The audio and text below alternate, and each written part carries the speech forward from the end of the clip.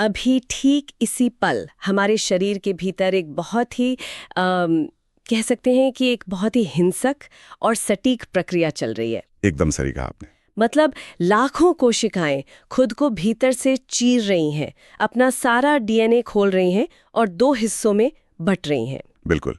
और अगर इस पूरी प्रक्रिया में एक माइक्रोस्कोपिक गलती भी हो जाए ना, हाँ, कोई एक धागा भी गलत जुड़ जाए, तो ये कैंसर जैसी गंभीर बीमारी का रूप ले सकता है। बाप रे।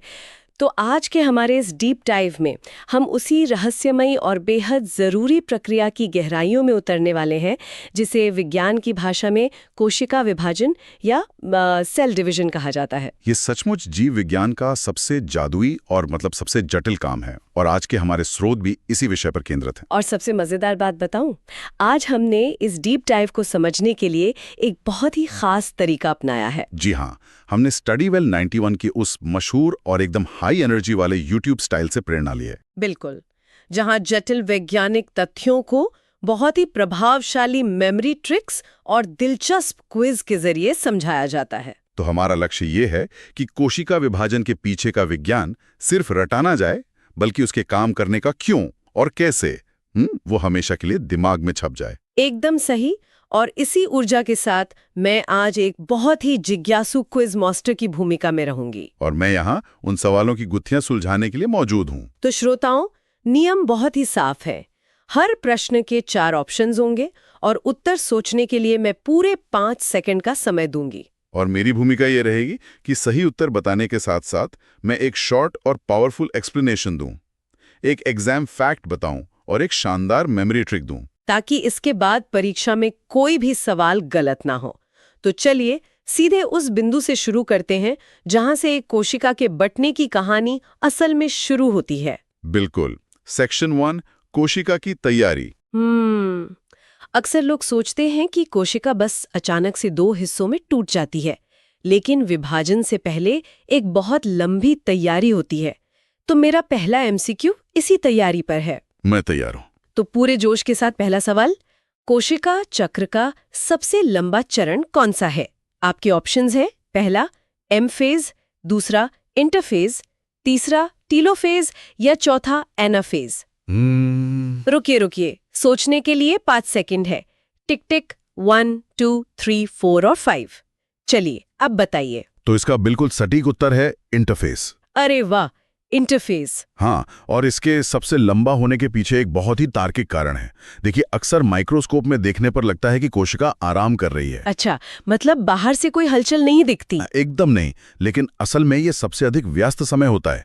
कोशिका अपने जीवन चक्र का लगभग 90 से 95% समय इसी इंटरफेस में बिताती है। 95%? बाप रे। बिल्कुल। एग्जाम फैक्ट ये है कि सेल ग्रोथ और सबसे महत्वपूर्ण डीएनए का रेप्लिकेशन इसी अवस्था में होता है। और इसकी कोई मेमोरी ट्रिक? बहुत शानदार ट्रिक है। इंटरफेस का मतलब है इंटरनल प्रिपरेशन, यानी आंतरिक तैयारी। इंटरनल प्रिपरेशन, वाह, ये ट्रिक वाकई बहुत काम की है। ये मुझे किसी बड़े थिएटर नाटक की याद दिलाता है। थिएटर नाटक? वो कैसे? मतलब दर्शकों को लगता है कि जब पर्दा उठता है तभी नाटक शुरू होता है, लेकिन जो बैक स्टेज रिहर्सल महीनों तक चलती है ना, स्क्रिप्ट याद करना, कॉस्ट्यूम तैयार करना। अरे हाँ, वो इंटरफेस है। बिल्कुल, असली काम तो वहीं हो रहा है। खैर, आपने डीएनए रेप्लिकेशन का जिक्र किया, तो इसी से जुड़ा है मेरा दूसरा सवाल। पूछिए। कोशिकाओं को अपना डीएनए बिल्कुल सटीक रूप से कॉपी करना होता है, तो डीएनए प्रतिकृति या कॉपी किस अवस्था में होती है? ऑप्शंस है G1, S, G2 या M अवस्था। पूरे 5 सेकंड लीजिए, दिमाग दौड़ाइए और समय समाप्त। बताइए सही उत्तर। सही उत्तर है S अवस्था। S अवस्था। जी। इंटरफेस को मुख्य रूप से 3 हिस्सों में बांटा जाता है और डीएनए को कॉपी करने का ये काम बीच वाली अवस्था यानी S अवस्था में होता है। अच्छा, इसका एग्जाम फैक्ट क्या है? एग्जाम फैक्ट बहुत क्रिटिकल है। जब डीएनए डबल होता है तो गुणसूत्रों की संख्या नहीं बढ़ती, बल्कि डीएनए की मात्रा दोगुनी हो जाती है, यानी डीएनए 2C से 4C हो जाता है। 2C से 4C? और ट्रिक? S का मतलब है सिंथेसिस, और सिंथेसिस का सीधा अर्थ है डीएनए कॉपी। S मतलब सिंथेसिस। बहुत बढ़िया। ये तो किसी महाकाव्य को हाथ से दोबारा लिखने जैसा हो गया, वो भी बिना किसी गलती के। एकदम सही कहा आपने। अब तीसरे सवाल पर आते हैं। ये अवस्था मुझे हमेशा हैरान करती है। सवाल ये है, G0 या G0 अवस्था क्या कहलाती है? अच्छा सवाल है। ऑप्शंस है सक्रिय अवस्था, शांत अवस्था, विभाजन अवस्था या संश्लेषण अवस्था। 5 सेकंड है आपके पास, सोचिए।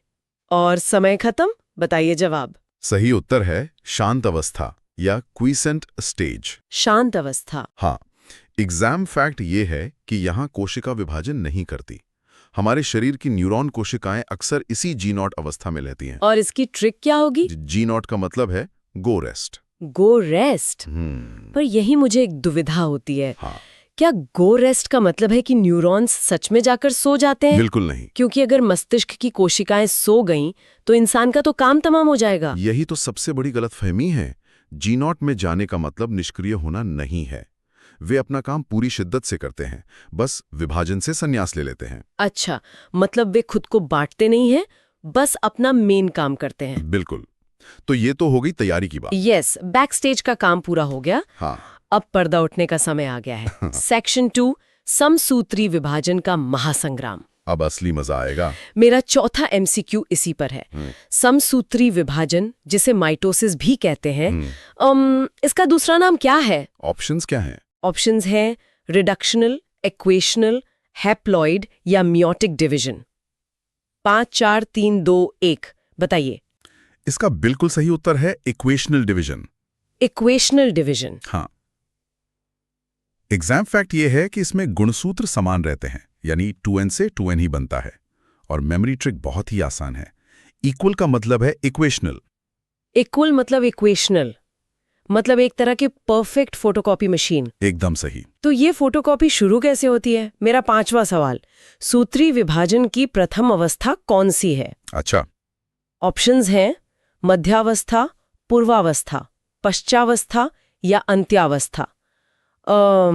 इंग्लिश में कहूं तो मेटाफेज, प्रोफेज, एनाफेज या टीलोफेज। 5 सेकंड का समय है और टाइम अप। सही उत्तर है पूर्वावस्था, यानी प्रोफेज। प्रोफेज। जी। एग्जाम फैक्ट ये है कि स्पिंडल तंतु यानी स्पिंडल फाइबर्स इसी अवस्था में बनने शुरू होते हैं। और ट्रिक सुनिए, प्रो का मतलब है स्टार्ट। प्रो मतलब स्टार्ट। क्या बात है ना आसान? बहुत आसान। लेकिन धागे तो बनने लगे, पर गुणसूत्र अभी साफ नहीं दिख रहे।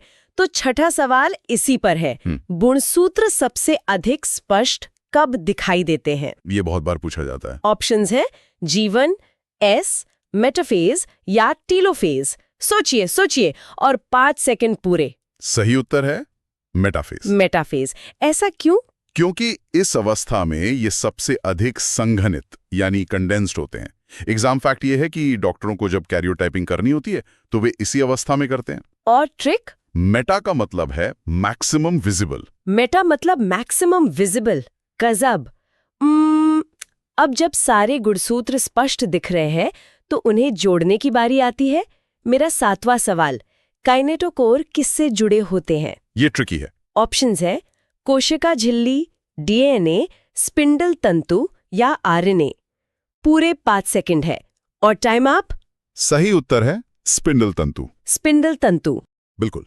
एग्जाम फैक्ट ये है कि काइनेटोकोर गुणसूत्र के सेंट्रोमियर पर स्थित एक डिस्क जैसी संरचना होती है। और मेमोरी ट्रिक है, काइनेटो मतलब कनेक्शन पॉइंट। Connection point. मुझे यहाँ एक बहुत ही मजेदार चित्र दिखाई दे रहा है। कैसा चित्र? ये मुझे बचपन की रस्साकशी के खेल की याद दिला रहा है, जहाँ स्पिंडल तंतु रस्सियां हैं और काइनेटोकोर वो हुक है जहाँ रस्सी बंधी है। अरे वाह, ये एनालॉजी तो बहुत ही जबरदस्त है ना? तो जब खिंचाव एकदम चरम पर होता है तब आता है मेरा 8वां सवाल, संतति अर्धगुणसूत्र यानी क्रोमैटिड्स कब अलग होते हैं? ऑप्शंस? प्रोफेज, मेटाफेज, एनाफेज या टीलोफेज। 5 सेकंड सोचिए और समय समाप्त। और सही उत्तर है एनाफेज। एनाफेज। तो रस्साकशी का नतीजा आ गया। बिल्कुल। एग्जाम फैक्ट ये है कि यह कोशिका चक्र की सबसे छोटी अवस्था होती है। इसमें क्रोमेटिड्स ध्रुवों की ओर खिंच जाते हैं और ट्रिक है एना मतलब अपार्ट यानी अलग होना। आना मतलब अपार्ट, रस्साकशी खत्म, हम्म, लेकिन डीएनए बट गया, पर वो पूरी फैक्ट्री अभी 2 कमरों में नहीं बटी है। हाँ वो भी तो बनेगी। तो सेक्शन 3 कोशिका द्रव्य का विभाजन। मेरा 9वां सवाल बहुत सीधा है। कोशिका द्रव्य विभाजन को क्या कहते हैं? साइटोकाइनेसिस, कैरियोकाइनेसिस, क्रॉसिंग ओवर या रेप्लिकेशन? 5 सेकंड और टाइम अप। सही उत्तर है साइटोकाइनेसिस। साइटोकाइनेसिस। हाँ एग्जाम फैक्ट ये है कि पादप कोशिकाओं यानी प्लांट सेल्स में इस दौरान एक सेल प्लेट बनती है। और ट्रिक है साइटो मतलब साइटोप्लाज्म का बंटवारा। साइटो मतलब साइटोप्लाज्म। तो हमारी परफेक्ट फोटोकॉपी पूरी हो गई। बिल्कुल पूरी हो गई। लेकिन यहाँ एक बहुत बड़ा सवाल खड़ा होता है। क्या? अगर समसूत्री विभाजन से हूबहू कॉपी बनती है तो फिर हम सब इंसान एक दूसरे से अलग क्यों दिखते हैं? हम सब क्लोन क्यों नहीं है? और यहीं से शुरू होता है हमारा सेक्शन 4, अर्धसूत्री विभाजन या मियोसिस। ये विविधता का सबसे बड़ा रहस्य है। तो चलिए गेम के सबसे रोमांचक और जटिल राउंड की घोषणा करते हैं। मेरा 10वां सवाल, अर्धसूत्री विभाजन कहाँ होता है? ऑप्शंस हैं त्वचा कोशिका, जनन कोशिका, रक्त कोशिका या तंत्रिका कोशिका। 5 सेकंड और समय समाप्त। सही उत्तर है जनन कोशिका। जनन कोशिका। हाँ, एग्जाम फैक्ट है कि टेस्टिस और ओवरी में मियोसिस होता है ताकि गैमीट्स यानी युग्मक बन सकें। ट्रिक है मियोसिस मतलब मेकिंग गैमीट्स। मियोसिस मतलब मेकिंग गैमीट्स। बहुत बढ़िया। अब 11वां सवाल, अर्धसूत्री विभाजन का परिणाम क्या होता है? ऑप्शंस दुगने गुणसूत्र, समान गुणसूत्र, आधे गुणसूत्र या डीएनए समाप्त। 5 सेकंड का समय, बताइए। सही उत्तर है आधे गुणसूत्र। आधे मतलब घट जाते हैं। बिल्कुल। एग्जाम फैक्ट है कि 2n से n बन जाता है। और ट्रिक है मियोसिस मतलब -½ मियोसिस मतलब -½ अब 12वां सवाल, मियोसिस के अंत में कुल कितनी कोशिकाएं बनती हैं? 2, 3, 4 या 8? 5 सेकंड और टाइम अप। जी, एग्जाम फैक्ट ये है कि ये चारों कोशिकाएं जेनेटिक रूप से एक दूसरे से अलग होती हैं। और ट्रिक सुनिए, मियोसिस शब्द में अंग्रेजी के 4 वॉवेल्स आते हैं, तो मतलब 4 सेल्स। मियोसिस में EIOI। अरे वाह, 4 वावल्स, ये तो गजब की ट्रिक है ना? अब आते हैं इस विभाजन की सबसे जटिल अवस्थाओं पर। 13वां सवाल, सिनेप्टोनीमल कॉम्प्लेक्स यानी जोड़े बनना कब शुरू होता है? ऑप्शंस लेप्टोटीन, जाइगोटीन, पैकिटीन या डिप्लोटीन। 5 सेकंड और समय समाप्त। इसका सही उत्तर है जाइगोटीन। जाइगोटीन, इसका क्या मतलब हुआ? एग्जाम फैक्ट ये है कि यहाँ समजात गुणसूत्र युग्मन करते हैं, जिसे सिनेप्सिस कहते हैं। और ट्रिक बहुत आसान है।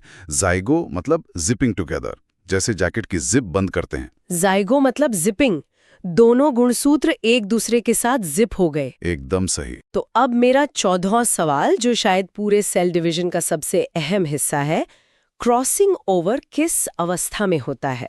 ऑप्शंस लेप्टोटीन, जाइगोटीन, पैकिटीन या डिप्लोटीन। 5 सेकंड लीजिए और टाइम अप। सही उत्तर है पैकिटीन। पैकिटीन। हाँ, एग्जाम फैक्ट ये है कि ये जेनेटिक वेरिएशन यानी विविधता का मुख्य कारण है।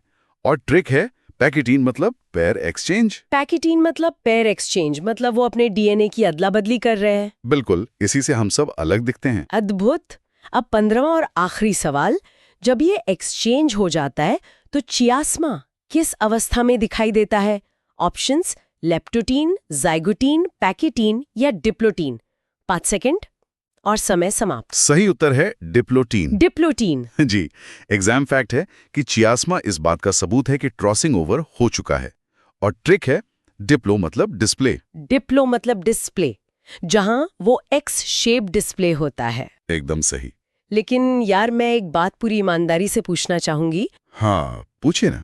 माइटोसिस कितना सीधा था, सीधे बंटवारा हुआ और बात खत्म। लेकिन ये मेयोसिस, जाइगोटीन की जिपिंग, पैकेटीन का पेयर एक्सचेंज, डिप्लोटीन का डिस्प्ले, प्रकृति ने इस प्रक्रिया को इतना घुमावदार क्यों बनाया? ये एक बहुत ही गहरा सवाल है। देखिए, ये जटिलता ही वो कीमत है जो प्रकृति जेनेटिक विविधता के लिए चुकाती है। जेनेटिक विविधता? हाँ, सोचिए अगर हम सब एकदम एक जैसे होते तो कोई एक वायरस पूरी मानव जाति को एक साथ खत्म कर सकता था। ये जो जिपिंग और एक्सचेंज है ना, यही हमारे अस्तित्व की ढाल है। अरे बाप रे, क्या कमाल का नजरिया है ये। जेनेटिक विविधता हमारे अस्तित्व की ढाल है।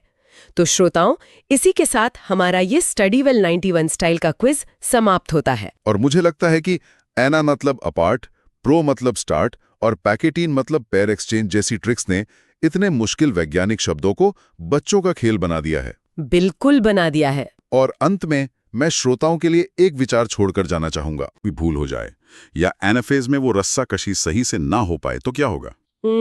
शायद कोई बीमारी।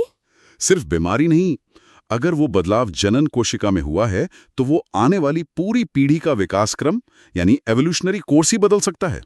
ये सूक्ष्म प्रक्रियाएं जो हमारी आंखों से भी नहीं दिखती, वो पूरी मानवता के भविष्य की स्क्रिप्ट लिख रही हैं। उफ, ये सचमुच रोंगटे खड़े कर देने वाला विचार है। सारा खेल उस माइक्रोस्कोपिक धागे के कटने और जुड़ने पर टिका है। तो श्रोताओं, इसी ऊर्जावान और अचंभित कर देने वाले विचार के साथ हम आज के इस डीप डाइव को यहीं विराम देते हैं। बिल्कुल। इस पर जरूर विचार कीजिएगा कि आपके अंदर का ये ब्रह्मांड कितनी सटीकता से काम कर रहा है। तब तक के लिए अपनी जिज्ञासा बनाए रखिए। अलविदा।